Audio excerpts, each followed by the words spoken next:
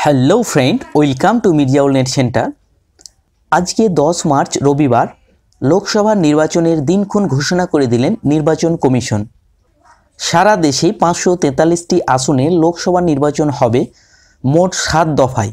নির্বাচন শুরু হচ্ছে 11 এপ্রিল থেকে, তবে প্রথম দফায় ভোট হবে 20টি রাজ্যে, দ্বিতীয় দফায় ভোট হবে 13টি রাজ্যে, তৃতীয় দফায় ভোট হবে 14টি রাজ্যে, চতুর্থ দফায় হবে 9টি রাজ্যে এবং পঞ্চম দফায় মোট 7টি রাজ্যে, ষষ্ঠ দফায় 7টি রাজ্যে, শেষে সপ্তম দফায় ভোট হবে 8টি রাজ্যে।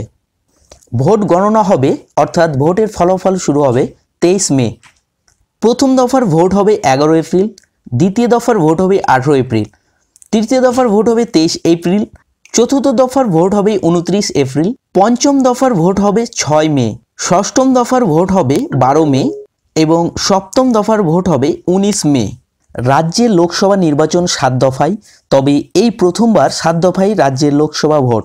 প্রথম দফায় ভোট হবে 11 এপ্রিল রাজ্যের 2টি আসনে, দ্বিতীয় দফায় হবে 18 এপ্রিল রাজ্যের 3টি আসনে এবং তৃতীয় দফায় হবে 23 এপ্রিল রাজ্যের 5টি আসনে। চতুর্থ দফায় ভোট হবে 29 এপ্রিল রাজ্যের 8টি আসনে। পঞ্চম দফা 6 মে রাজ্যের 7টি আসনে ভোট হবে। ষষ্ঠ দফায় ভোট হবে 12 মে রাজ্যের 8টি আসনে। সপ্তম ও শেষ দফায় ভোট 19 মে রাজ্যের 9টি আসনে। তবে মনে রাখবেন, লোকসভা নির্বাচনের দিনক্ষণ ঘোষণা হওয়ার সাথে সাথেই গোটা দেশে চালু হয়ে গেল আদর্শ নির্বাচনী বিধি। বিধি ভঙ্গ করলে কড়া ব্যবস্থা নেওয়া হবে। গোটা দেশে প্রায় 10 লক্ষ পোলিং বুথ থাকবে।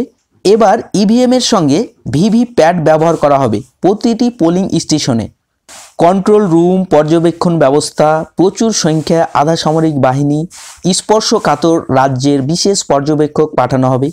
আদর্শ আচরণবিধি লঙ্ঘনের অভিযোগ অ্যাপের মাধ্যমেও পাঠাতে পারবেন ভোটাররা। তবে সবচাইতে একটি ভালো দিক হলো, নাম এবং নম্বর দিয়ে অভিযোগ জানালে 100 মিনিটের মধ্যে পদক্ষেপ নিতে বাধ্য কর্তৃপক্ষ এবং নাম গোপনীয় রাখা হবে।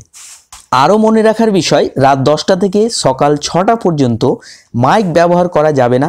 প্রচারে পরিবেশের ক্ষতি করে এমন জিনিস ব্যবহার করার জন্য রাজনৈতিক দলগুলির কাছে আবেদন করেছে নির্বাচন কমিশন। তাহলে এখন থেকেই মাঠে নেমে যান, নির্বাচনের জন্য লড়াই শুরু করুন। আশা করি ভিডিওটি ভালো লাগলে লাইক এবং শেয়ার করবেন। ধন্যবাদ।